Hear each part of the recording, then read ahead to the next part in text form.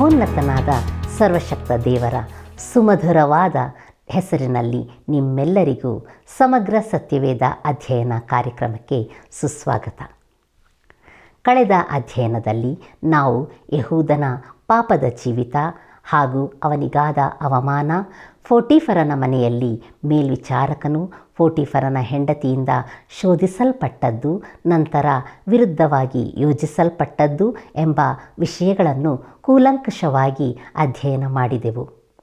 ಯೆಹೂದನ ಪಾಪದ ಜೀವಿತ ಹಾಗೂ ಯೋಸೇಫನ ಶುದ್ಧವಾದ ಜೀವಿತ ಇವೆರಡೂ ನಮಗೆ ಅನೇಕ ಪಾಠಗಳನ್ನು ಕಲಿಸಿಕೊಟ್ಟಿದೆ ಎಂದು ನಾನು ನಂಬುತ್ತೇನೆ. ದೇವರಿಗೆ ಭಯಪಟ್ಟು ಜೀವಿಸಿದ ಯೋಸೇಫನ ಜೀವಿತದಿಂದ ದೇವರು ನಮಗೆ ಕಲಿಸುವ ಆತ್ಮೀಕ ಪಾಠಗಳನ್ನು ಈಗ ಕೇಳಿಸಿಕೊಳ್ಳೋಣ. ಆತನ ಮಗನನ್ನು ನಂಬುವವನಿಗೆ ನಿತ್ಯ ಜೀವವುಂಟು, ಮಗನಿಗೆ ಒಳಗಾಗದವನು ಜೀವವನ್ನು ಕಾಣುವುದೇ ಇಲ್ಲ ಎಂಬುದಾಗಿ ಹೇಳಿದಂಥ ಲೋಕರಕ್ಷಕನಾದ ಯೇಸು ಕ್ರಿಸ್ತನ ಅತಿ ಪರಿಶುದ್ಧವಾದ ನಾಮದಲ್ಲಿ ನಿಮ್ಮನ್ನು ಮತ್ತೊಂದಾವರ್ತಿ ವಂದಿಸುತ್ತಾ ಇಂದಿನ ಸತ್ಯವೇದ ಅಧ್ಯಯನಕ್ಕೆ ಬಹು ಪ್ರೀತಿಯಿಂದ ಸ್ವಾಗತಿಸುತ್ತೇನೆ. ಇಂದು ನಾವು ಆದಿಕಾಂಡ ಪುಸ್ತಕ 39ನೇ ಅಧ್ಯಾಯ 10ನೇ ವಚನದಿಂದ 40ನೇ ಅಧ್ಯಾಯದ 19ನೇ ವಚನದವರೆಗೂ ಧ್ಯಾನ ಮಾಡಿಕೊಳ್ಳೋಣ. ನಮ್ಮ ಇಂದಿನ ಧ್ಯಾನವನ್ನು ಆರಂಭಿಸುವ ಹಾಗೆ ದಯಮಾಡಿ ನಿಮ್ಮ ಸತ್ಯವೇದದಲ್ಲಿ ಆದಿಕಾಂಡ ಪುಸ್ತಕ 39ನೇ ಅಧ್ಯಾಯ 10ನೇ ವಚನವನ್ನು ನನ್ನೊಂದಿಗೆ ಗಮನಿಸಿರಿ. ಅಲ್ಲಿ ನಾವು ಹೀಗೆ ನೋಡುತ್ತೇವೆ: ಆಕೆ ಯೋಸೇಫನ ಸಂಗಡ ಪ್ರತಿದಿನವೂ ಈ ಮಾತನ್ನು ಆಡಿದಾಗ್ಯೂ ಅವನು ಅದಕ್ಕೆ ಕಿವಿಗೊಡದೆ ಆಕೆಯಲ್ಲಿ ಸಂಗಮ ಮಾಡುವುದಕ್ಕಾಗಲಿ ಆಕೆಯ ಬಳಿಯಲ್ಲಿರುವುದಕ್ಕಾಗಲಿ ಒಪ್ಪಿಕೊಳ್ಳಲೇ ಇಲ್ಲ ಎಂಬುದಾಗಿ. ಕರ್ತನಲ್ಲಿ ಪ್ರಿಯ ದೇವಜನರೇ, ಪೋಟೀಫರನು ಫರೋಹನ ಉದ್ಯೋಗಸ್ಥನು, ಮೈಗಾವಲಿನವರ ದಳವಾಯೂ ಆಗಿದ್ದನು ಎಂಬುದಾಗಿ ಆದಿಕಾಂಡ ಪುಸ್ತಕ 39ನೇ ಅಧ್ಯಾಯ 1ನೇ ವಚನದಲ್ಲಿ ನಾವು ನೋಡಿಕೊಂಡಿದ್ದೇವೆ. ಹೀಗಿರುವುದರಿಂದ ಅವನು ಹೆಚ್ಚಿನ ಸಮಯ ಮನೆಯಲ್ಲಿ ಇರುತ್ತಿರಲಿಲ್ಲ ಎಂಬುದು ನಮಗೆ ತಿಳಿದು ಬರ್ತದೆ. ಆದ್ದರಿಂದ ಪೋಟೀಫರನ ಹೆಂಡತಿಯು ಯೋಸೇಫನನ್ನು ಬಹಳವಾಗಿ ಶೋಧಿಸುತ್ತಿದ್ದಳು. ಅದು ಒಂದು ಸಾರಿ ಆಗಿರಲಿಲ್ಲ, ಆದರೆ ಮತ್ತೆ ಮತ್ತೆ ಆಕೆಯು ಅದನ್ನು ಮಾಡುತ್ತಿದ್ದಳು. ನೋಡಿರಿ, ಯೋಸೇಫನಿಗೆ ಇದು ಸತತವಾದ ಶೋಧನೆಯಾಗಿದ್ದಾಗ್ಯೂ ಅವನು ಅದಕ್ಕೆ ಬಾಗಲಿಲ್ಲ ಅಥವಾ ಒಪ್ಪಿಕೊಳ್ಳಲಿಲ್ಲ. ಈಗ ಆಕೆಯಲ್ಲಿ ಯೋಸೇಫನ ವಿರುದ್ಧ ಮುನಿಸು ಅಥವಾ ಅಸಮಾಧಾನ ಕುದಿಯುತ್ತಿರುವುದನ್ನು ನಾವು ಊಹಿಸಿಕೊಳ್ಳಬಹುದು. ಈಗ ಆಕೆಯು ಯೋಸೇಫನ ಮೇಲೆ ಮೊಯಿ ತೀರಿಸಿಕೊಳ್ಳಲು ಸಿದ್ಧಳಾಗುತ್ತಾಳೆ. ನಮ್ಮ ಧ್ಯಾನವನ್ನು ಮುಂದುವರೆಸಿ ಆದಿಕಾಂಡ ಪುಸ್ತಕ 39ನೇ ಅಧ್ಯಾಯ 11ರಿಂದ 14 ವಚನಗಳನ್ನು ಓದಿಕೊಳ್ಳುವುದರ ಮೂಲಕ ನಾವು ತಿಳಿದುಕೊಳ್ಳುವುದೇನೆಂದರೆ, ಪೋಟೀಫರನ ಹೆಂಡತಿಯ ಪ್ರಯತ್ನವು ಫಲಿಸದೇ ಇರುವಾಗ ಆಕೆಯು ಅವನ ವಿರುದ್ಧ ಸೇಡು ತೀರಿಸಿಕೊಳ್ಳಲು ಮುಂದಾದಳು ಎಂಬುದಾಗಿ. ಈ ವಾಕ್ಯ ಭಾಗದಲ್ಲಿ ಪೋಟೀಫರನ ಹೆಂಡತಿಯ ಮಾತುಗಳನ್ನು ನಾವು ಆಲಿಸುವಾಗ ಆಕೆಯ ಮತ್ತು ಆಕೆಯ ಗಂಡನಾದ ಪೋಟೀಫರನ ನಡುವಿನ ಸಂಬಂಧವು ಅಷ್ಟೊಂದು ಸರಿಯಾಗಿರಲಿಲ್ಲ ಎಂಬುದು ನಮಗೆ ತಿಳಿದು ಬರುತ್ತದೆ. ಆಕೆಯು ಪೋಟೀಫರನ ವಿಷಯದಲ್ಲಿ ಮಾತಾಡುವುದನ್ನು ಗಮನಿಸುವುದಾದರೆ ಈ ಮಾತು ಬಹು ಕೀಳು ಮಟ್ಟದಲ್ಲಿ ಇರುವುದನ್ನು ನಾವು ಕಾಣಬಹುದು. ನೋಡಿರಿ, ಆಕೆಯು ನನ್ನ ಯಜಮಾನರು ಒಬ್ಬ ಇಬ್ರಿಯನನ್ನು ನಮ್ಮೊಳಗೆ ಸೇರಿಸಿ ನಮ್ಮನ್ನು ಅವಮಾನಕ್ಕೆ ಗುರಿ ಮಾಡಿದ್ದಾರೆ ಎಂಬುದಾಗಿ ಹೇಳುತ್ತಿರುವುದನ್ನು ನಾವು ಇಲ್ಲಿ ಗಮನಿಸಬಹುದು. ಆಕೆಯು ಇದಕ್ಕಿಂತ ಮುಂಚೆ ಅಪರಾಧಿಯಾಗಿದ್ದಿರಬಹುದು ಎಂಬುದು ಆಕೆಯ ಮಾತುಗಳಿಂದ ಕಂಡುಬರುತ್ತದೆ. ಪೋಟೀಫರನ ಎಂಬ ಈ ವ್ಯಕ್ತಿಯ ಕುರಿತು ಯೋಚಿಸುವಾಗ ಬೇಸರವೆನಿಸುತ್ತದೆ. ಯಾಕೆಂದರೆ ಅವನು ಈ ಎಲ್ಲ ಸಂದರ್ಭಗಳಲ್ಲಿಯೂ ಏನು ಸಂಭವಿಸುತ್ತಿರುವುದು ಎಂದು ಶಂಕಿಸಿರಲಿಕ್ಕೆ ಸಾಧ್ಯತೆಗಳು ಇರುತ್ತವೆ. ಈಗ ಆಕೆಯು ತನ್ನ ಕೃತ್ಯಗಳನ್ನು ಮುಚ್ಚಿಕೊಳ್ಳಲು ಆರಂಭಿಸುತ್ತಿರುವಳು. ಪ್ರಿಯರೇ, ನಮ್ಮ ಧ್ಯಾನದಲ್ಲಿ ಮುಂದುವರೆದು 15 ಮತ್ತು 16ನೇ ವಚನಗಳನ್ನು ಓದುವಾಗ ಅಲ್ಲಿ ಹೀಗೆ ನೋಡುತ್ತೇವೆ: ನಾನು ಕೂಗುವುದನ್ನು ಕೇಳಿ ಅವನು ತನ್ನ ಬಟ್ಟೆಯನ್ನು ನನ್ನ ಬಳಿಯಲ್ಲೇ ಬಿಟ್ಟು ತಪ್ಪಿಸಿಕೊಂಡು ಓಡಿ ಹೋದನು ಎಂದು ಹೇಳಿ ಅವನ ದಣಿಯು ಮನೆಗೆ ಬರುವ ತನಕ ಆ ಬಟ್ಟೆಯನ್ನು ತನ್ನ ಬಳಿಯಲ್ಲಿ ಇಟ್ಟುಕೊಂಡಳು ಎಂಬುದಾಗಿ. ಕರ್ತನಲ್ಲಿ ನನ್ನ ಪ್ರಿಯ ಆತ್ಮೀಯ ಬಂಧುಗಳೇ, ಯವನಸ್ಥನಾದ ಯೋಸೇಫನು ಒಬ್ಬಂಟಿಗನಾಗಿ ಐಗುಪ್ತ ದೇಶದಲ್ಲಿ ಇದ್ದಾನೆ ಮತ್ತು ಈಗ ಬಹು ದೌರ್ಜನ್ಯದ ರೀತಿಯಲ್ಲಿ ಕಟ್ಟಿ ಹಾಕಲ್ಪಟ್ಟಿರುತ್ತಾನೆ. ಪೋಟೀಫರನ ಹೆಂಡತಿಯು ಇತರರ ಮುಂದೆ ಯೋಸೇಫನ ಕುರಿತಾಗಿ ಆಪಾದಿಸುತ್ತಾಳೆ. ಆಕೆಯ ಗಂಡನು ಮನೆಯಲ್ಲಿ ಇಲ್ಲದಿರುವಂಥ ಈ ಸಮಯದಲ್ಲಿ ಅವನು ಬಂದಾಗ ಅವನ ಮುಂದೆ ಹೇಳಲು ಈಗ ಯೋಸೇಫನ ಕುರಿತು ಕಥೆಯನ್ನು ಕಟ್ಟುತ್ತಾ ಇದ್ದಾಳೆ. ಪ್ರಿಯರೇ, ನಮ್ಮ ಧ್ಯಾನದಲ್ಲಿ ಇನ್ನೂ ಮುಂದುವರೆದು ಆದಿಕಾಂಡ ಪುಸ್ತಕ 39ನೇ ಅಧ್ಯಾಯ 17ರಿಂದ 19 ವಚನಗಳನ್ನು ಓದುವುದರ ಮೂಲಕ ನಾವು ತಿಳಿದುಕೊಳ್ಳುವುದೇನೆಂದರೆ, ಹೆಂಡತಿಯ ಕಟ್ಟುಕಥೆಯನ್ನು ಕೇಳಿದ ಪೋಟೀಫರನು ಮೇಲ್ನೋಟಕ್ಕೆ ಸಿಟ್ಟುಗೊಂಡಂತೆ ಕಾಣಿಸುತ್ತದೆ. ಪ್ರಿಯರೇ, ದಯಮಾಡಿ ಗಮನಿಸಿರಿ. ಪೋಟೀಫರನು ಫರೋಹನ ಮುಖ್ಯಾಧಿಕಾರಿಗಳಲ್ಲಿ ಒಬ್ಬನಾಗಿದ್ದನು ಮತ್ತು ಆ ಸ್ಥಾನದಲ್ಲಿ ಇರಬೇಕಾಗಿದ್ದರೆ ಅವನು ಖಂಡಿತವಾಗಿಯೂ ಚುರುಕಾದ ವ್ಯಕ್ತಿಯಾಗಿರಲೇಬೇಕು. ಆದರೆ ಮನೆಯಲ್ಲಿ ಒಬ್ಬ ಮೂರ್ಖನಾದ ಗಂಡನ ಹಾಗೆ ಅವನು ಕಂಡುಬರುತ್ತಾ ಇದ್ದಾನೆ.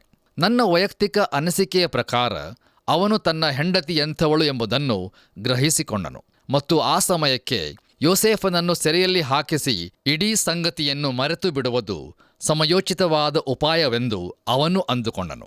ನೋಡಿರಿ, ಬಹುಶಃ ಪೋಟಿಫರನ ಹೆಂಡತಿಯು ಅನೇಕ ಸಾರಿ ಅವನಿಗೆ ನಂಬಿಗಸ್ತಳಾದ ಹೆಂಡತಿಯಾಗಿರಲಿಲ್ಲ ಎಂಬುದು ನನ್ನ ಅಭಿಪ್ರಾಯವಾಗಿರುತ್ತದೆ ಮತ್ತು ಯೋಸೇಫನೊಂದಿಗೆ ಮಾತ್ರ ಆಕೆಯ ಯಾವ ಪ್ರಯತ್ನವೂ ಸಫಲವಾಗಿರಲಿಲ್ಲ. ಆದ್ದರಿಂದ ಅವನನ್ನು ಈ ರೀತಿಯಾಗಿ ಅವಳು ತಪ್ಪಿನಲ್ಲಿ ಸಿಲುಕಿಸುತ್ತಾ ಇದ್ದಾಳೆ. ದಯಮಾಡಿ ಆಲೋಚಿಸಿ ನೋಡಿರಿ. ನಮ್ಮ ಧ್ಯಾನವನ್ನು ಮುಂದುವರಿಸಿ ಆದಿಕಾಂಡ ಪುಸ್ತಕ 39ನೇ ಅಧ್ಯಾಯ 20ನೇ ವಚನವನ್ನು ಓದುವಾಗ ಅಲ್ಲಿ ಹೀಗೆ ನೋಡುತ್ತೇವೆ. ಅವನನ್ನು ಹಿಡಿಸಿ ಅರಸನು ಸೆರೆಯವರನ್ನು ಕಟ್ಟಿ ಹಾಕಿಸುತ್ತಿದ್ದ ಸೆರೆಮನೆಯಲ್ಲಿ ಹಾಕಿಸಿದನು. ಅಲ್ಲಿ ಯೋಸೇಫನು ಸೆರೆಯಲ್ಲಿ ಇರಬೇಕಾಯಿತು ಎಂಬುದಾಗಿ. ಕರ್ತನಲ್ಲಿ ನನ್ನ ಪ್ರಿಯ ಸಹೋದರ ಸಹೋದರಿಯರೇ, ಒಂದು ನಿಮಿಷ ನಾವು ಯೋಸೇಫನ ಸ್ಥಿತಿಯನ್ನು ಕುರಿತು ಆಲೋಚನೆ ಮಾಡಿಕೊಳ್ಳೋಣ. ನೋಡಿರಿ, ತಂದೆಯ ಮನೆಯಲ್ಲಿ ಇದ್ದಾಗ ಇವನು ಅನೇಕ ವರ್ಣಗಳುಳ್ಳ ನಿಲುವಂಗಿಯನ್ನು ಧರಿಸಿಕೊಂಡು ತಂದೆಯ ಅಚ್ಚುಮೆಚ್ಚಿನ ಹುಡುಗನಾಗಿದ್ದನು. ಅದರ ನಂತರದ ಸಂಗತಿಯನ್ನು ನೋಡುವಾಗ ಅವನ ಅಣ್ಣಂದಿರು ಆ ನಿಲುವಂಗಿಯನ್ನು ತೆಗೆದುಹಾಕಿ ಅವನನ್ನು ಗುಂಡಿಯೊಳಗೆ ಎಸೆದರು. ಆ ಗುಂಡಿಯಲ್ಲಿ ಇದ್ದಾಗ ತನ್ನ ಅಣ್ಣಂದಿರು ವ್ಯಾಪಾರಸ್ಥರೊಂದಿಗೆ ಇವನ ವಿಷಯದಲ್ಲಿ ಚೌಕಾಸಿ ಮಾಡುತ್ತಿರುವುದನ್ನು ಅವನು ಕೇಳಿದನು. ನಂತರ ಮಾರಲ್ಪಟ್ಟವನಾಗಿ ಐಗುಪ್ತ ದೇಶವನ್ನು ಸೇರಿದನು. ಬರೀ 17 ವರ್ಷದವನಾದ ಇವನು ಈಗ ಒಬ್ಬಂಟಿಗನಾಗಿ ಐಗುಪ್ತ ದೇಶವನ್ನು ಸೇರಿದ ಮೇಲೆ ಮೊದಲ ಹಲವಾರು ರಾತ್ರಿಗಳನ್ನು ತನ್ನ ತಲೆಗಿಂಬನ್ನು ಕಣ್ಣೀರಿನಿಂದ ತೋಯಿಸಿರಬಹುದು. ಹೌದು ಪ್ರಿಯರೇ, ನಿಶ್ಚಯವಾಗಿಯೂ ಅವನು ಮನೆಯ ಆಲೋಚನೆಯಲ್ಲಿ ಕಾಲ ಕಳೆಯುತ್ತಿದ್ದನು. ಅಷ್ಟರಲ್ಲಿ ಪ್ರಿಯರೇ, ಸದೃಢ ಮೈಕಟ್ಟಿನ ಸುಂದರವಾಗಿ ಕಾಣಿಸುವ ಯವನಸ್ಥನಾಗಿರುವುದರಿಂದ ನೂತನ ಸ್ಥಾನಕ್ಕೆ ಏರಿಸಲ್ಪಟ್ಟು ಅದರಲ್ಲಿ ಮುಂದುವರಿಯುತ್ತಿರುವಾಗ ಪೋಟಿಫರನ ಹೆಂಡತಿಯು ಪಾಪ ಮಾಡುವುದಕ್ಕೆ ಇವನನ್ನು ಒತ್ತಾಯಿಸುತ್ತಾ ಇದ್ದಾಳೆ. ಇವನ ಅತ್ಯುನ್ನತವಾದ ನೈತಿಕ ಮಟ್ಟವು ಅವನನ್ನು ಅದಕ್ಕೆ ಬಗ್ಗುವಂತೆ ಬಿಟ್ಟುಕೊಡಲಿಲ್ಲ ಮತ್ತು ಇದರ ಪರಿಣಾಮವಾಗಿ ಆಕೆಯು ಅವನನ್ನು ತಪ್ಪಿನಲ್ಲಿ ಸಿಕ್ಕಿಸಲು ಯೋಚಿಸುತ್ತಾಳೆ. ಪ್ರಿಯರೇ, ಯೋಸೇಫನಿಗಾದರೋ ಈ ಯೋಜನೆಯಿಂದ ತಪ್ಪಿಸಿಕೊಳ್ಳಲು ಅವಕಾಶವಿರುವುದಿಲ್ಲ. ಕರ್ತನಲ್ಲಿ ಪ್ರಿಯರೇ, ದಯಮಾಡಿ ಗಮನಿಸಿರಿ. ಈ ಉನ್ನತ ಸ್ಥಾನಕ್ಕೆ ಏರಿಸಲ್ಪಟ್ಟಾಗ್ಯೂ ಯೋಸೇಫನು ಇನ್ನೂ ದಾಸನಾಗಿಯೇ ಇದ್ದಾನೆ. ಪೋಟಿಫರನ ಹೆಂಡತಿಯ ಮಾತು ಕೈಸರನ ಹೆಂಡತಿಯ ಮಾತಿನಂತೆ ಅದು ಹೇಳಿದ್ದೇ ತಡ ಸ್ವೀಕರಿಸಲ್ಪಡುತ್ತಿತ್ತು ಮತ್ತು ಈಗ ಆಕೆಯ ಮಾತು ಸ್ವೀಕೃತವಾಗಿರುತ್ತದೆ. ಯೋಸೇಫನು ತನ್ನ ಕುರಿತು ಯಾವ ರೀತಿಯ ರಕ್ಷಣೆಯ ಮಾತನ್ನು ಆಡಲು ಸಾಧ್ಯವಾಗಲಿಲ್ಲ. ಕೂಡಲೇ ಅವನು ಸೆರೆಯಲ್ಲಿ ಹಾಕಲ್ಪಟ್ಟಿರುವುದನ್ನು ಕಂಡುಕೊಂಡನು. ಆ ಸೆರೆಮನೆಯಲ್ಲಿ ಫರೋಹನನು ಕೈದಿಗಳನ್ನು ಇರಿಸುತ್ತಿದ್ದನು. ಮುಂದುವರೆದು ನಾವು ಆದಿಕಾಂಡ ಪುಸ್ತಕ 39ನೇ ಅಧ್ಯಾಯ 21ರಿಂದ 23 ವಚನಗಳನ್ನು ಓದುವಾಗ ಅಲ್ಲಿ ಬಹುಮುಖ್ಯವಾದಂಥ ಒಂದು ಸಂಗತಿಯನ್ನು ನಾವು ನೋಡುತ್ತೇವೆ. ಅದೇನೆಂದರೆ, ಯೆಹೋವನ ಹಸ್ತವು ಈ ಯವನಸ್ಥನ ಮೇಲೆ, ಈ ಯವನಸ್ಥನ ಜೀವಿತದ ಮೇಲೆ ಬಹು ಸ್ಪಷ್ಟವಾಗಿ ಕಂಡುಬರುತ್ತಾ ಇದೆ. ನೋಡಿರಿ ಪ್ರಿಯರೇ, ಸೆರೆಮನೆಯಲ್ಲಿ ಹಾಕುವುದು ಒಬ್ಬ ಸಾಧಾರಣ ವ್ಯಕ್ತಿಗೆ ಎಷ್ಟೊಂದು ನಿರಾಶಾದಾಯಕವಾಗಿರುತ್ತದಲ್ಲವೇ? ಆದರೆ ಯೋಸೇಫನ ವಿಷಯದಲ್ಲಿ ನೋಡುವಾಗ ದೇವರು ಅವನೊಂದಿಗೆ ಇರುವುದು ಬಹು ಆಸಕ್ತಿಕರವಾಗಿದೆ.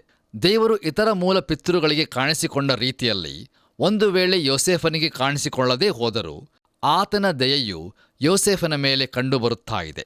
ಮೊದಲನೆಯದಾಗಿ, ಸೆರೆಯ ಯಜಮಾನನು ಯೋಸೇಫನನ್ನು ಇಷ್ಟಪಡುವಂತೆಯೂ ಅವನಲ್ಲಿ ಭರವಸೆ ಇಡುವಂತೆಯೂ ದೇವರು ಮಾಡಿದನು.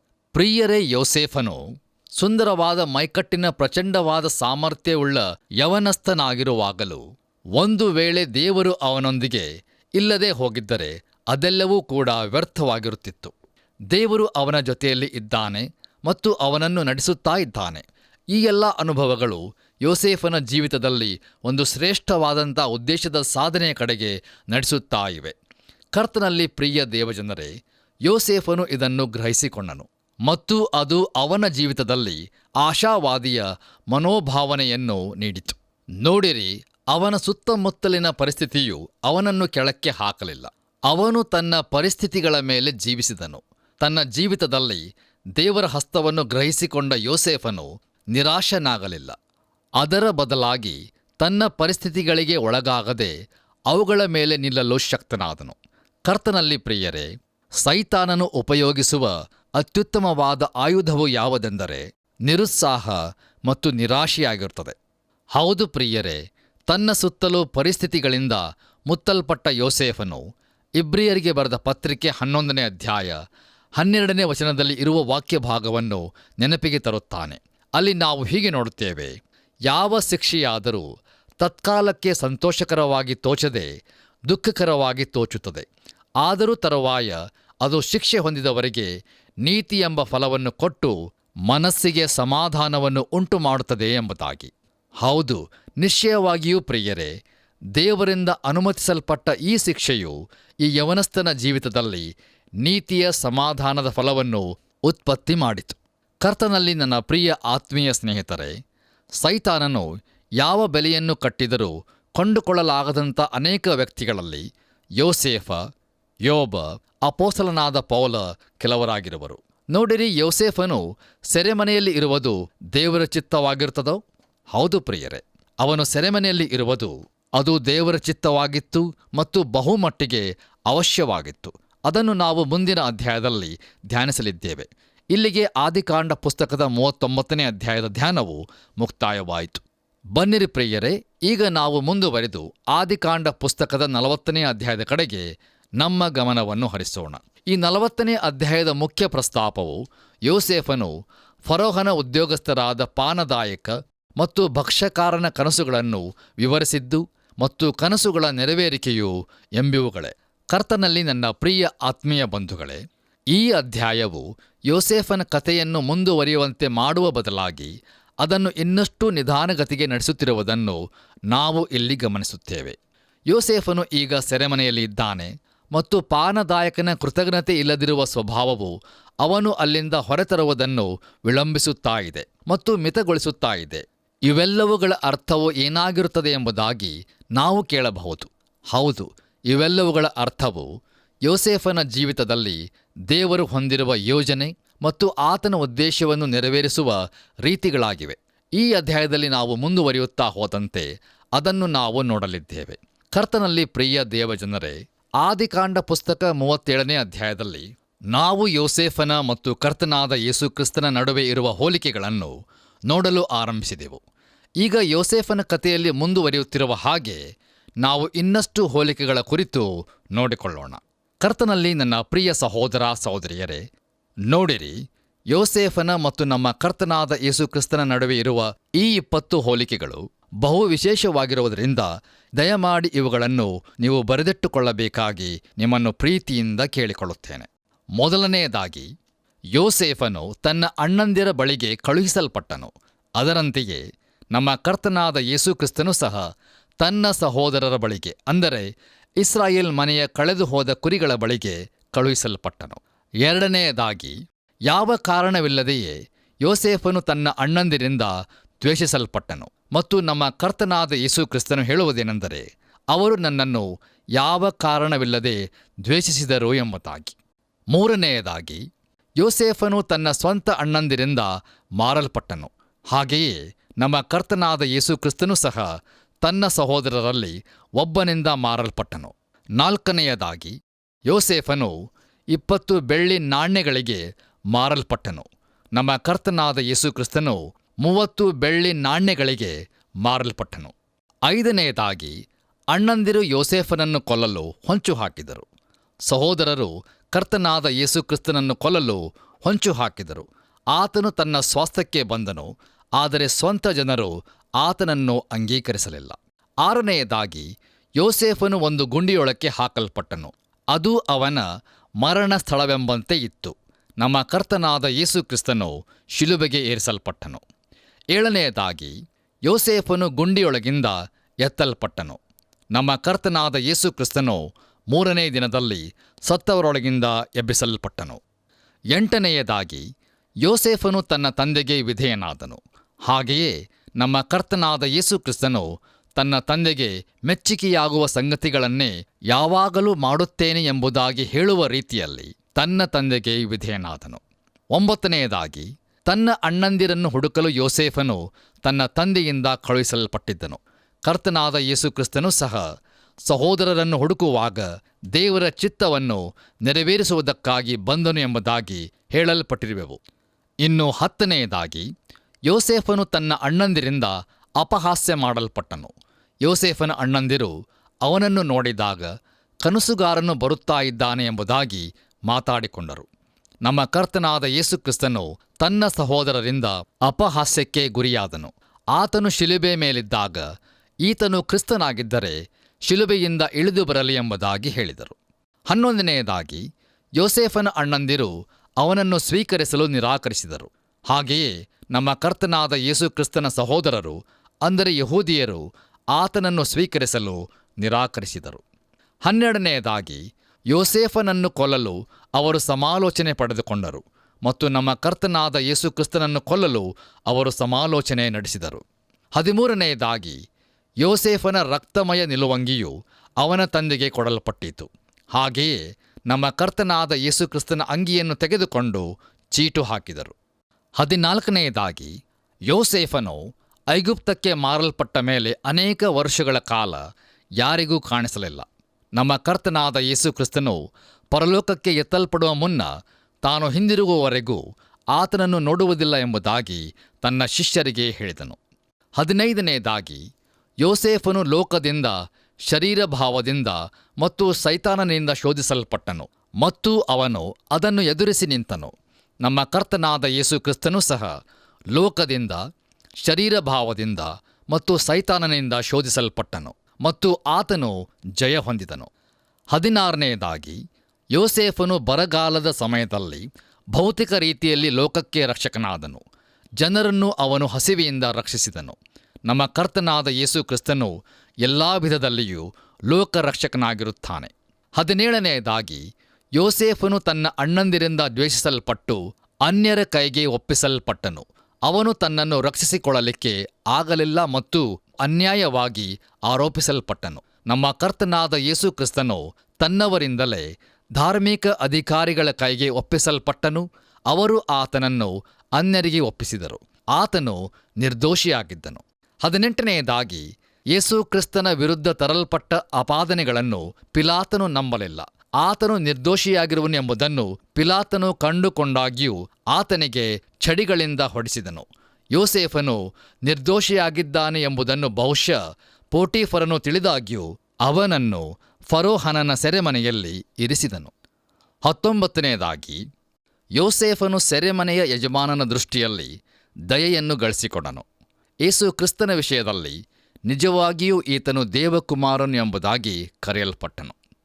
ಇನ್ನು ಕೊನೆಯದಾಗಿ 20ನೇದಾಗಿ ಯೋಸೇಫನು ದುಷ್ಕರ್ಮಿಗಳಲ್ಲಿ ಒಬ್ಬನು ಎಂದು ಎಣಿಸಲ್ಪಟ್ಟನು. ಅವನು ಪಾನದಾಯಕನಿಗೆ ಆಶೀರ್ವಾದವಾಗಿದ್ದನು ಮತ್ತು ಭಕ್ಷ್ಯಕಾರನಿಗೆ ನ್ಯಾಯತೀರ್ಪು ಆಗಿದ್ದನು. ಕರ್ತನಾದ ಯೇಸು ಕ್ರಿಸ್ತನೂ ಸಹ ಇಬ್ಬರು ದುಷ್ಕರ್ಮಿಗಳ ಮಧ್ಯದಲ್ಲಿ ಶಿಲುಬೆಗೆ ಏರಿಸಲ್ಪಟ್ಟನು. ಒಬ್ಬನು ತೀರ್ಪನ್ನು ಹೊಂದಿದನು, ಮತ್ತೊಬ್ಬನು ಆಶೀರ್ವಸಲ್ಪಟ್ಟನು. ಕರ್ತನಲ್ಲಿ ನನ್ನ ಪ್ರಿಯ ದೇವಜನರೇ, ಇಲ್ಲಿಯವರೆಗೂ ನಾವು ಯೋಸೇಫನ ಮತ್ತು ನಮ್ಮ ಕರ್ತನಾದ ಯೇಸು ಕ್ರಿಸ್ತನ ನಡುವೆ ಇರುವ 20 ಹೋಲಿಕೆಗಳನ್ನು ನೋಡಿಕೊಂಡೆವು. ಎಂಥ ಅದ್ಭುತಕರವಾದಂಥ ಮತ್ತು ವಿಶೇಷವಾದಂಥ ಹೋಲಿಕೆಗಳಲ್ಲವೇ ಪ್ರಿಯರೇ? ದೇವರ ನಾಮಕ್ಕೆ ಸ್ತೋತ್ರವಾಗಲಿ. ಬನ್ನಿರಿ ಪ್ರಿಯರೇ, ನಮ್ಮ ಧ್ಯಾನವನ್ನು ಮುಂದುವರಿಸೋಣ. ಈಗ ದಯಮಾಡಿ ನಿಮ್ಮ ಸತ್ಯವೇದದಲ್ಲಿ ಆದಿಕಾಂಡ ಪುಸ್ತಕ 40ನೇ ಅಧ್ಯಾಯ 1-3 ವಚನಗಳನ್ನು ನನ್ನೊಂದಿಗೆ ಗಮನಿಸಿರಿ. ಅಲ್ಲಿ ನಾವು ಹೀಗೆ ನೋಡುತ್ತೇವೆ: ಈ ಸಂಗತಿಗಳು ಆದ ಮೇಲೆ ಐಗುಪ್ತ ದೇಶದ ಅರಸನಾದ ಫರೋಹನಿಗೆ ಪಾನಕ ಕೊಡುವವನು, ಭಕ್ಷ್ಯಗಳನ್ನು ಮಾಡಿಕೊಡುವವನು ತಮ್ಮ ದಣಿಗೆ ವಿರೋಧವಾಗಿ ಯಾವುದೋ ತಪ್ಪು ಮಾಡಿದ್ದರಿಂದ ಫರೋಹನು ಆ ಇಬ್ಬರು ಉದ್ಯೋಗಸ್ಥರ ಮೇಲೆ, ಅಂದರೆ ಪಾನದಾಯಕರಲ್ಲಿ ಮುಖ್ಯಸ್ಥನ ಮೇಲೆಯೂ ಭಕ್ಷ್ಯಕಾರರಲ್ಲಿ ಮುಖ್ಯಸ್ಥನ ಮೇಲೆಯೂ ಕೋಪ ಮಾಡಿ ಅವರನ್ನು ಮೈಗಾವಲಿನವರ ದಳವಾಯಿಯ ಮನೆಯೊಳಗೆ ಕಾವಲಲ್ಲಿರಿಸಿದನೋ ಎಂಬುದಾಗಿ. ಕರ್ತನಲ್ಲಿ ನನ್ನ ಪ್ರಿಯ ಆತ್ಮೀಯ ಸ್ನೇಹಿತರೆ, ಇದು ಆಕಸ್ಮಿಕವಾಗಿರಲಿಲ್ಲ. ಇದು ಯಾವುದನ್ನು ಪ್ರಕಟಿಸಿರುತ್ತದೆ? ಹೌದು, ಇದು ನಿಶ್ಚಯವಾಗಿಯೂ ಐಗುಪ್ತದ ಫರೋಹಗಳು ಹೊಂದಿದ್ದ ಅನಿಯಂತ್ರಿತ ಮತ್ತು ಸರ್ವಾಧಿಕಾರಿ ಸ್ಥಾನ ಹಾಗೂ ನೀತಿಯನ್ನು ಪ್ರಕಟಿಸುವಂಥದ್ದಾಗಿತ್ತು. ನೋಡಿರಿ, ಭಕ್ಷ್ಯಕಾರನು ಮತ್ತು ಪಾನದಾಯಕನು ಯಾವ ತಪ್ಪು ಮಾಡಿದ್ದಾರೆ ಎಂಬುದನ್ನು ನಾವು ತಿಳಿದಿರುವುದಿಲ್ಲ. ಆದರೆ ಮುಖ್ಯವಾದ ಸಂಗತಿ ಏನೆಂದರೆ, ಅವರಿಬ್ಬರನ್ನೂ ಯೋಸೇಫನಿದ್ದ ಅದೇ ಸ್ಥಳಕ್ಕೆ ತಂದು ಹಾಕುತ್ತಾ ಇದ್ದಾರೆ. ಈಗ ಸೆರೆಮನೆಯಲ್ಲಿಯೂ ಕೂಡ ಯೋಸೇಫನು ಉತ್ತಮ ಸ್ಥಾನವನ್ನು ಆಕ್ರಮಿಸಿಕೊಳ್ಳುತ್ತಾ ಇದ್ದಾನೆ. ಅವನು ಹೋದ ಕಡೆಯಲ್ಲೆಲ್ಲ ಅವನ ಸಾಮರ್ಥ್ಯವು ನಿಶ್ಚಯವಾಗಿ ಗುರುತಿಸಲ್ಪಡುತ್ತಿತ್ತು. ಜ್ಞಾನೋಕ್ತಿಗಳ ಪುಸ್ತಕ 18ನೇ ಅಧ್ಯಾಯ 16ನೇ ವಚನದಲ್ಲಿ ನಾವು ಹೀಗೆ ನೋಡುತ್ತೇವೆ: ಕಾಣಿಕೆಯು ಅನುಕೂಲತೆಗೂ ಶ್ರೀಮಂತರ ಸಾನ್ನಿಧ್ಯ ಪ್ರವೇಶಕ್ಕೂ ಸಾಧನ ಎಂಬುದಾಗಿ. ಇದು ಯೋಸೇಫನ ಜೀವಿತದಲ್ಲಿ ನಿಜವಾದ ಸಂಗತಿಯಾಗಿತ್ತು ಮತ್ತು ದೇವರು ಒಂದು ನಿರ್ದಿಷ್ಟವಾದಂಥ ಉದ್ದೇಶದೊಂದಿಗೆ ಅವನ ಜೀವಿತದಲ್ಲಿ ಕಾರ್ಯವನ್ನು ಮಾಡುತ್ತಾ ಇದ್ದಾನೆ. ಪ್ರಿಯರೇ, ಮುಂದುವರೆದು ನಾವು ಆದಿಕಾಂಡ ಪುಸ್ತಕ 40ನೇ ಅಧ್ಯಾಯ 4ನೇ ವಚನವನ್ನು ಓದುವುದರ ಮೂಲಕ ತಿಳಿದುಕೊಳ್ಳುವುದೇನೆಂದರೆ, ಯೋಸೇಫನನ್ನು ಅವರಿಬ್ಬರ ಉಪಚಾರಕ್ಕೆ ನೇಮಿಸಿದ್ದರಿಂದ ಅವನು ಅವರಿಬ್ಬರನ್ನು ಚೆನ್ನಾಗಿ ಪರಿಚಯ ಮಾಡಿಕೊಂಡನು. ಹಾಗೆಯೇ ಮುಂದುವರೆದು ನಾವು 5 ಮತ್ತು 6ನೇ ವಚನಗಳನ್ನು ಓದಿಕೊಳ್ಳುವುದರ ಮೂಲಕ ನಾವು ತಿಳಿದುಕೊಳ್ಳುವುದೇನೆಂದರೆ, ಯೋಸೇಫನು ಯಾವಾಗಲೂ ಪ್ರಕಾಶಮಾನವಾದ ಮತ್ತು ಚುರುಕಾದ ಆಶಾವಾದಿ ವ್ಯಕ್ತಿಯಾಗಿದ್ದನು. ಫರೋಹನೊಂದಿಗೆ ಉತ್ತಮ ಸ್ಥಾನವನ್ನು ಆಕ್ರಮಿಸಿಕೊಂಡಿದ್ದ ಈ ಇಬ್ಬರು ವ್ಯಕ್ತಿಗಳು ಚಿಂತೆಯುಳ್ಳವರಾಗಿ ಕಪ್ಪು ಮುಖಗಳಿಂದ ಕೂತಿರುವುದನ್ನು ಯೋಸೇಫನು ಗಮನಿಸುತ್ತಾನೆ. ಮುಂದುವರೆದು ನಾವು ಆದಿಕಾಂಡ ಪುಸ್ತಕ 40ನೇ ಅಧ್ಯಾಯ 7ನೇ ಮತ್ತು 8ನೇ ವಚನಗಳನ್ನು ಓದುವುದರ ಮೂಲಕ ನಾವು ತಿಳಿದುಕೊಳ್ಳುವುದೇನೆಂದರೆ, ಇಲ್ಲಿ ಯೋಸೇಫನು ಅವರ ದುಃಖಕ್ಕೆ ಕಾರಣವೇನು ಎಂದು ವಿಚಾರಿಸುತ್ತಾನೆ ಮತ್ತು ಎಲ್ಲ ಮಹಿಮೆಯನ್ನು ದೇವರಿಗೆ ಕೊಡುತ್ತಾ ಇದ್ದಾನೆ. ನಂತರದಲ್ಲಿ ಮತ್ತೊಬ್ಬ ಇಬ್ರಿಯ ಯವನಸ್ಥನು ಇದೇ ರೀತಿಯಾಗಿ ಅನ್ಯ ದೇಶದವರ ನ್ಯಾಯಸ್ಥಾನದಲ್ಲಿ ದೇವರಿಗೆ ಎಲ್ಲ ಮಹಿಮೆಯನ್ನು ಸಲ್ಲಿಸುತ್ತಾನೆ. ಅವನು ದಾನಿಯೇಲನಾಗಿದ್ದಾನೆ. ಕರ್ತನಲ್ಲಿ ಪ್ರಿಯರೇ, ದಯಮಾಡಿ ಗಮನಿಸಿರಿ. ಇಂದು ದೇವರ ಮಕ್ಕಳಾಗಿರುವ ನಾವು ಇದೇ ರೀತಿಯಲ್ಲಿ ಇರುವುದು ಎಷ್ಟೋ ಒಳ್ಳೆಯದಾಗಿರುತ್ತದಲ್ಲವೇ? ನಾವು ಮಾಡುವ ಪ್ರತಿಯೊಂದು ಸಂಗತಿಯು ದೇವರಿಗೆ ಮಹಿಮೆಯನ್ನು ತರುವಂಥದ್ದಾಗಿರಬೇಕು. ಯಾಕಂದರೆ ಅನೇಕ ಸಾರಿ ದೇವರಿಗೆ ಸಲ್ಲಬೇಕಾದ ಮಹಿಮೆಯನ್ನು ನಾವು ಸಲ್ಲಿಸದೇ ಹೋಗುವುದರಿಂದ ದೇವರಿಂದ ನಾವು ಹೊಂದಿಕೊಳ್ಳಬೇಕಾದ ಆಶೀರ್ವಾದಗಳನ್ನು ಹೊಂದಿಕೊಳ್ಳದೇ ಹೋಗುತ್ತೇವೆ. ಕರ್ತನಲ್ಲಿ ಪ್ರಿಯರೇ, ಯೋಸೇಫನು ದೇವರಿಗೆ ಮಹಿಮೆಯನ್ನು ಸಲ್ಲಿಸಿದನು. ಸ್ವಪ್ನಗಳ ಅರ್ಥವು ದೇವರಿಂದ ದೊರಕಬಹುದಲ್ಲವೇ ಎಂಬುದಾಗಿ ಯೋಸೇಫನು ಹೇಳುತ್ತಾ ಇದ್ದಾನೆ. ಪ್ರಿಯರೇ, ನಮ್ಮ ಧ್ಯಾನದಲ್ಲಿ ಮುಂದುವರೆದು ಆದಿಕಾಂಡ ಪುಸ್ತಕ 40ನೇ ಅಧ್ಯಾಯ 9ರಿಂದ 13 ವಚನಗಳನ್ನು ಓದಿಕೊಳ್ಳುವಾಗ ಅದರ ಮೂಲಕ ನಾವು ತಿಳಿದುಕೊಳ್ಳುವುದೇನೆಂದರೆ, ದೇವರು ಕನಸುಗಳನ್ನು ಉಪಯೋಗಿಸುವುದು ಬಹು ಆಸಕ್ತಿಕರವಾಗಿದೆ ಎಂಬುದಾಗಿ. ಕರ್ತನಲ್ಲಿ ನನ್ನ ಪ್ರಿಯ ಸಹೋದರ ಸಹೋದರಿಯರೇ, ಹಳೆಯ ಒಡಂಬಡಿಕೆಯಲ್ಲಿ ದೇವರು ಕನಸುಗಳನ್ನು ಉಪಯೋಗ ಮಾಡಿಕೊಂಡನು. ಆದರೆ ಅದೇ ರೀತಿಯಲ್ಲಿ ಹೊಸ ಒಡಂಬಡಿಕೆಯಲ್ಲಿ ದೇವರು ಚಲಿಸುತ್ತಿರುವುದನ್ನು ನಾವು ನೋಡುವುದಿಲ್ಲ. ಯಾಕಂದರೆ ಅಂದು ಪವಿತ್ರ ಶಾಸ್ತ್ರದ ಕಟ್ಟಳೆಯು ಪರಿಪೂರ್ಣವಾಗಿತ್ತು. ಇಂದು ನಮಗೆ ಕನಸುಗಳ ಅವಶ್ಯಕತೆ ಇರುವುದಿಲ್ಲ. ಆದರೆ ಅಂದಿನ ದಿನದಲ್ಲಿ ದೇವರು ಕನಸುಗಳಲ್ಲಿ ಮಾತಾಡಿದನು ಮತ್ತು ಅವರಿಗೆ ಅರ್ಥವಾಗುವಂಥ ಚಿಹ್ನೆಗಳನ್ನು ಆತನು ಉಪಯೋಗಿಸಿದನು. ನೋಡಿರಿ, ಪಾನದಾಯಕನು ದ್ರಾಕ್ಷಾರಸವನ್ನು ಕೊಡುವುದರ ಸಂಗತಿಯನ್ನು ಅರ್ಥ ಮಾಡಿಕೊಳ್ಳುತ್ತಿದ್ದನು. ಯಾಕಂದರೆ ಫರೋಹನಿಗೆ ಅವನು ಅದನ್ನೇ ಮಾಡುತ್ತಿದ್ದನು. ನಂತರದಲ್ಲಿ ಅರಸನಾದ ನೆಬೂಕದ್ನೆಜರನು ಒಂದು ಪ್ರತಿಮೆಯ ಕನಸನ್ನು ಕಾಣುತ್ತಾನೆ. ಯಾಕಂದರೆ ಅವನು ನಿಶ್ಚಯವಾಗಿಯೂ ಪ್ರತಿಮೆಗಳೊಂದಿಗೆ ಹೊಂದಿಕೊಂಡವನಾದದರಿಂದ ಆ ವಿಷಯವು ಅವನಿಗೆ ಚೆನ್ನಾಗಿ ಅರ್ಥವಾಗುತ್ತಿತ್ತು. ಕರ್ತನಲ್ಲಿ ಪ್ರಿಯರೇ, ಯೋಸೇಫನು ಪಾನದಾಯಕನ ಕನಸನ್ನು ವಿವರಿಸಿ 3 ದಿವಸಗಳಲ್ಲಿ ಅವನು ಪುನಃ ತನ್ನ ಸ್ಥಾನಕ್ಕೆ ಏರಿಸಲ್ಪಡುವನು ಎಂಬ ವಾಗ್ದಾನವನ್ನು ನೀಡಿದನು. ಹಾಗೆಯೇ ಮುಂದುವರೆದು ನಾವು ಆದಿಕಾಂಡ ಪುಸ್ತಕ 40ನೇ ಅಧ್ಯಾಯ 14ನೇ ವಚನವನ್ನು ಓದುವಾಗ ಅದರ ಮೂಲಕ ತಿಳಿದುಕೊಳ್ಳುವುದೇನೆಂದರೆ, ಯೋಸೇಫನು ಪಾನದಾಯಕನಲ್ಲಿ ಒಂದು ವಿಜ್ಞಾಪನೆಯನ್ನು ಮಾಡುತ್ತಾ ಇದ್ದಾನೆ. ಅವನು ಹೇಳುತ್ತಿರುವುದೇನೆಂದರೆ, 3 ದಿವಸಗಳಲ್ಲಿ ನೀನು ಇಲ್ಲಿಂದ ಹೊರಟು ಹೋಗುತ್ತಿ. ನಾನಾದರೂ ನನ್ನ ಕುರಿತು ಯಾರಾದರೂ ಮಾತಾಡುವವರೆಗೂ ಇಲ್ಲಿಯೇ ಇರಬೇಕಾಗಿರುತ್ತದೆ. ನೋಡು, ನಾನು ನಿನ್ನ ಕನಸಿನ ಅರ್ಥವನ್ನು ಹೇಳಿರುತ್ತೇನೆ. ದಯವಿಟ್ಟು ನನ್ನನ್ನು ಮರೆತು ಹೋಗಬೇಡ ಎಂಬುದಾಗಿ. ಅದರ ಜೊತೆಗೆ ಪ್ರಿಯರಿ, ಯೋಸೇಫನು ತನ್ನ ಹಿನ್ನೆಲೆಯನ್ನು ಅವನಿಗೆ ತಿಳಿಸುತ್ತಾ ಇದ್ದಾನೆ. ಆದಿಕಾಂಡ ಪುಸ್ತಕ 40ನೇ ಅಧ್ಯಾಯ 15ನೇ ವಚನವನ್ನು ಓದುವುದರ ಮೂಲಕ ನಾವು ಅದನ್ನು ತಿಳಿದುಕೊಳ್ಳಬಹುದು. ಪಾನದಾಯಕನು ಫರೋಹನ ಬಳಿಯಲ್ಲಿ ಯೋಸೇಫನ ಪರವಾಗಿ ಮಾತಾಡಲು ಬಹುಶಃ ವಾಗ್ದಾನ ಮಾಡಿದ್ದಿರಬಹುದು. ಆದರೆ ಅದು ನಮಗೆ ತಿಳಿಸಲ್ಪಟ್ಟಿರುವುದಿಲ್ಲ. ಪ್ರಿಯರೇ, ನಮ್ಮ ಧ್ಯಾನದಲ್ಲಿ ಮುಂದುವರೆದು ಆದಿಕಾಂಡ ಪುಸ್ತಕ 40ನೇ ಅಧ್ಯಾಯ 16 ಮತ್ತು 17ನೇ ವಚನಗಳನ್ನು ಓದುವಾಗ ಅದರ ಮೂಲಕ ತಿಳಿದುಕೊಳ್ಳುವುದೇನೆಂದರೆ, ಭಕ್ಷ್ಯಕಾರನ ಕನಸು ಅವನಿಗೆ ಅರ್ಥವಾಗುವಂಥ ಚಿಹ್ನೆಯಲ್ಲಿ ಕೊಡಲ್ಪಟ್ಟಿರುತ್ತದೆ. ಅವನ ತಲೆಯ ಮೇಲಿದ್ದ ಪುಟ್ಟಿಗಳಲ್ಲಿ ಸಕಲ ವಿಧವಾದ ಭಕ್ಷ್ಯಗಳು ತುಂಬಿದ್ದವು ಎಂಬುದಾಗಿ. ಬನ್ನಿರಿ ಪ್ರಿಯರೇ, ನಮ್ಮ ಇಂದಿನ ಧ್ಯಾನವನ್ನು ಮುಕ್ತಾಯಗೊಳಿಸುವ ಹಾಗೆ ಕೊನೆಯದಾಗಿ ನಾವು ಆದಿಕಾಂಡ ಪುಸ್ತಕ 40ನೇ ಅಧ್ಯಾಯ 18 ಮತ್ತು 19ನೇ ವಚನಗಳನ್ನು ಓದುವಾಗ ಅಲ್ಲಿ ಹೀಗೆ ನೋಡುತ್ತೇವೆ. ಅದಕ್ಕೆ ಯೋಸೇಫನು, ನಿನ್ನ ಕನಸಿನ ಅರ್ಥವೇನೆಂದರೆ, ಆ 3 ಪುಟ್ಟಿಗಳೇ 3 ದಿನಗಳು. ಈ ಹೊತ್ತಿಗೆ 3 ದಿನಗಳೊಳಗೆ ಫರೋಹನು ನಿನ್ನ ತಲೆಯನ್ನು ಎತ್ತಿಸುವನು. ನಿನ್ನನ್ನು ಮರಕ್ಕೆ ತೂಗು ಹಾಕಿಸುವನು, ಹಕ್ಕಿಗಳು ಬಂದು ನಿನ್ನ ಮಾಂಸವನ್ನು ತಿಂದು ಬಿಡುವವು ಅಂದನು ಎಂಬುದಾಗಿ. ಯೋಸೇಫನು ಈಗ ಭಕ್ಷ್ಯಕಾರನ ಕನಸನ್ನು ವಿವರಿಸುತ್ತಿರುವುದನ್ನು ನಾವು ಈ ವಾಕ್ಯ ಭಾಗದ ಮೂಲಕ ತಿಳಿದುಕೊಳ್ಳುತ್ತೇವೆ. ಆದರೆ ಆ ಕನಸು ಆ ಭಕ್ಷ್ಯಕಾರನಿಗೆ ಶುಭವಾದದ್ದಾಗಿರುವುದಿಲ್ಲ ಎಂಬ ಎಚ್ಚರಿಕೆಯೊಂದಿಗೆ ಅದನ್ನು ಹೇಳುತ್ತಾ ಇದ್ದಾನೆ. 3 ದಿನಗಳೊಳಗೆ ಭಕ್ಷ್ಯಕಾರನು ಮರಕ್ಕೆ ತೂಗು ಹಾಕಲ್ಪಡುವನು ಮತ್ತು ಹಕ್ಕಿಗಳು ಬಂದು ಅವನ ಮಾಂಸವನ್ನು ತಿಂದು ಬಿಡುವವು ಎಂಬುದು ಆ ಕನಸಿನ ಅರ್ಥವಾಗಿತ್ತು. ಕರ್ತನಲ್ಲಿ ಪ್ರಿಯರೇ, ಇಲ್ಲಿಗೆ ಇಂದಿನ ವಾಕ್ಯಧ್ಯಾನವು ಮುಕ್ತಾಯವಾಯಿತು. ಕರ್ತನು ತಾನೇ ನಿಮ್ಮೆಲ್ಲರಿಗೂ ತನ್ನ ಕೃಪೆಯನ್ನು ಅನುಗ್ರಹಿಸಲಿ. ತಂದೆಯಾದ ದೇವರ ಪ್ರೀತಿ ಸದಾ ನಿಮ್ಮೊಂದಿಗಿರಲಿ. ಪ್ರೀತಿಯ ದೇವಮಕ್ಕಳೇ, ಪರಿಶುದ್ಧಾತ್ಮನ ಸಹಾಯದಿಂದ ಇದುವರೆಗೆ ದೇವರ ಸಜೀವ ವಾಕ್ಯವನ್ನು ಧ್ಯಾನಿಸಿದೆವು. ಯೋಸೇಫನು ತನಗೆ ಪೋಟಿಫರನ ಹೆಂಡತಿಯಿಂದ ಪ್ರತಿದಿನವೂ ಶೋಧನೆ ಬರುತ್ತಿದ್ದರೂ ತನ್ನ ಶುದ್ಧ ಜೀವಿತವನ್ನು ಕಳೆದುಕೊಳ್ಳಲಿಲ್ಲ. ಎಂತಹ ಸಾಕ್ಷಿಕರವಾದ ಜೀವಿತವಲ್ಲವೇ? ಆದಾಗ್ಯೂ ಇಂತಹ ಯೋಸೇಫನು ದೇವರ ನೇಮಿತ ಸಮಯದವರೆಗೆ ಅನೇಕ ಕಷ್ಟ ನಷ್ಟಗಳನ್ನು ಎದುರಿಸಬೇಕಾಯಿತು.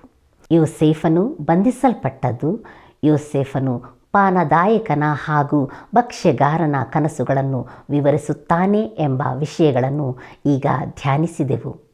ಈ ಹಿಂದೆ ನಾವು ಆದಿಕಾಂಡ 37ನೇ ಅಧ್ಯಾಯದಲ್ಲಿ ಯೋಸೇಫ ಹಾಗೂ ಕರ್ತನಾದ ಯೇಸು ಕ್ರಿಸ್ತನ ನಡುವೆ ಇರುವ 6 ಹೋಲಿಕೆಗಳನ್ನು ನೋಡಿಕೊಂಡಿದ್ದೆವು.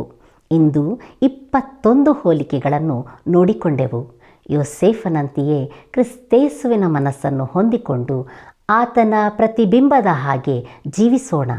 ಕರ್ತನಾದ ಯೇಸುವಿನ ಕೃಪೆಯು ನಿಮ್ಮೆಲ್ಲರೊಂದಿಗೆ ಇರಲಿ.